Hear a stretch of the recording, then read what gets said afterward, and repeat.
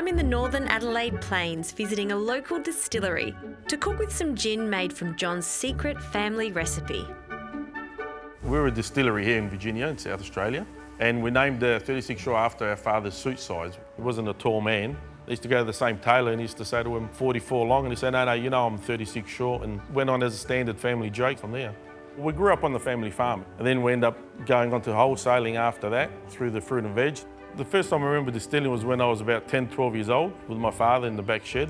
When my father was back in Macedonia, he was taught by his father, and when he came out to Australia, he couldn't buy the tequila anywhere, so my dad decided to make a little bit for himself and for his brothers, and that's how he got into the distilling side.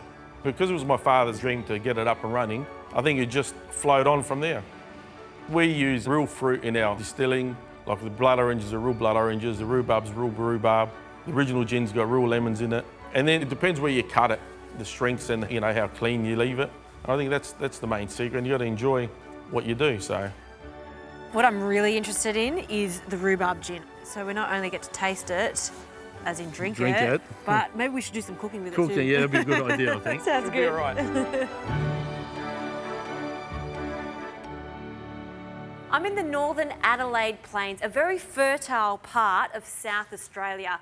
They grow fantastic fruit and vegetables. They also make phenomenal gin, particularly this new one, rhubarb gin. It's made with juniper berries, just like all gin, but also flavoured with rhubarb. Rhubarb has a really tart flavour, so it goes nicely in the gin. It also goes nicely with Kingfish, so I'm going to make a rhubarb gin cured Kingfish. Now this is a 400-gram piece of Kingfish, the loin of the Kingfish.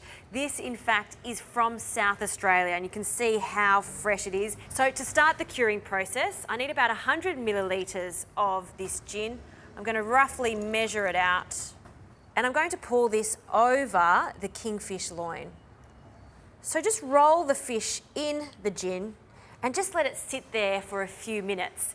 In another bowl, I'll add half a cup of caster sugar, and I'll just leave some behind because I will use that for my beetroot later on, along with half a cup of salt that I'll roughly measure out, just some salt flakes, so basically even amounts of sugar to salt.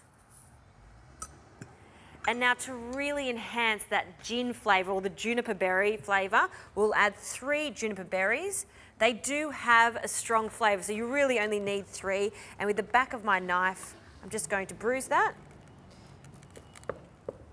And you can see inside how we've squashed that, so that's going to give us a lovely flavour.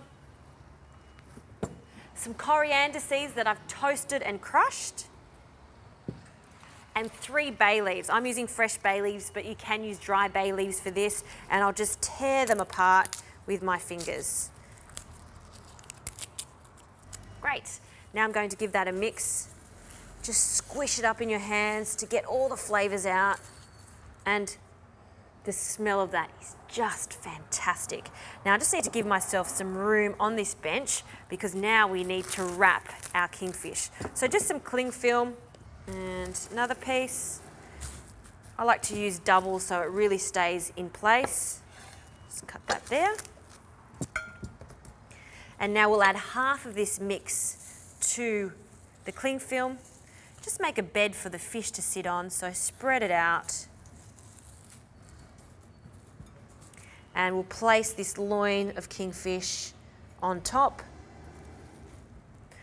I'm just going to pour some of the gin over the top, just a small amount, and then the rest of this salt cure can go on top. Now for the remainder of the gin, we'll just pour that over and just let it soak into the fish.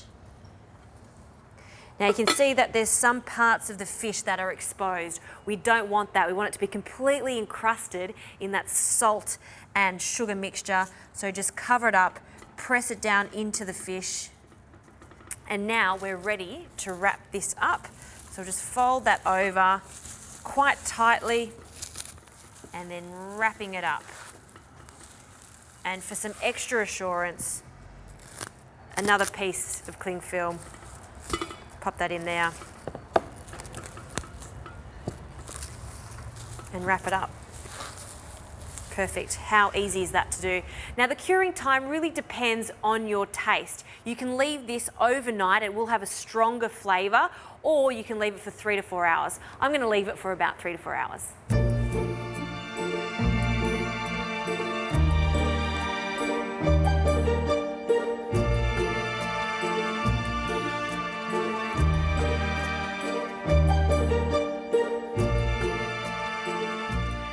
This is cured, so now it's time to plate up.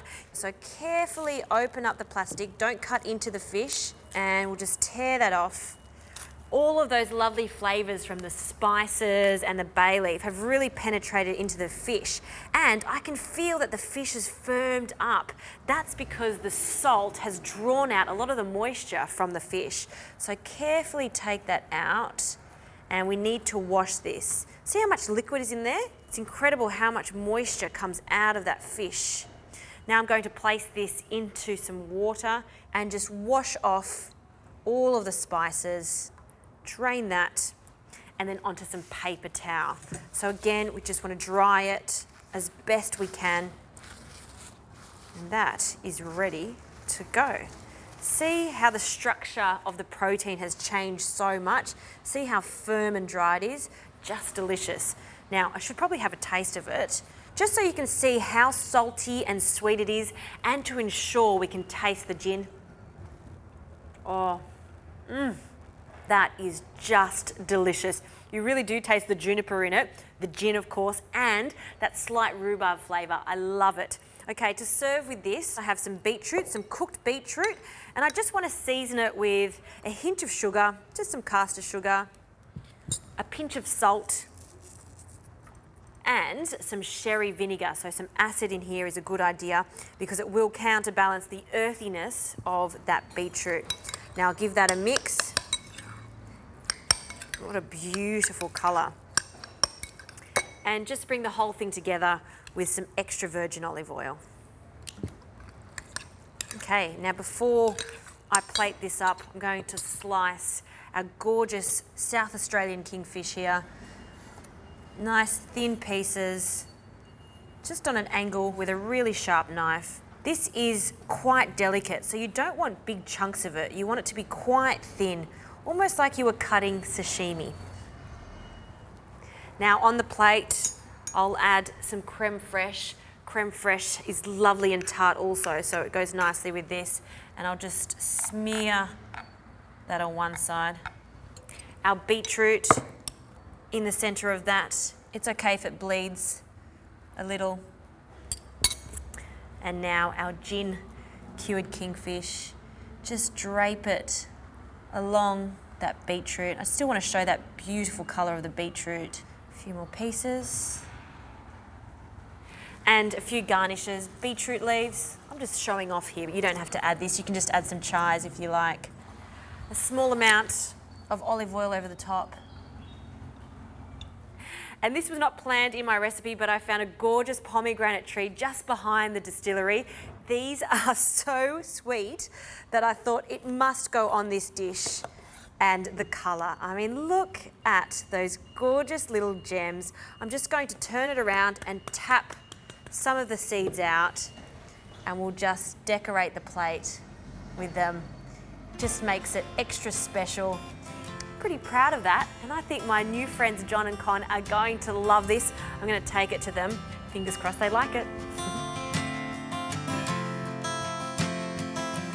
I thought I was the only cook. You've been cooking all day too. Our mum's been cooking today as well. She made some musnik for us to go with your kingfish. Well, what a feast. Now we have a drink. Cheers. Cheers. Cheers. Thank you very much. Cheers. It's delicious. We'll have to try the kingfish. This was cured in your rhbarb gin, which is outstanding, by the way. I Thank love you. it. All right, I'll serve this up for you. Thank you. With fish, beetroot. Thank you. So, what I'm really excited about is your mother's, what's it called? A Musnik it's called. I'm going to go that bit right there. This is delicious. That's nice. There's so much of this, we can't eat this by ourselves. We'll try. We have to call everyone over. Get everyone over. Get everyone out. Over. Come on, everyone, come out. And the dog too, and we'll get Harry. And the dog. Hello, family. Well, sit down. Sydney. I thought my Kingfish was great, and then you guys No, you Kingfish outdid me here with all of this beautiful food. So thank you very much. Thank you, sister. I love it. Thank you. Cheers to gin. Cheers to 36 gin, Thank right? you. Cheers.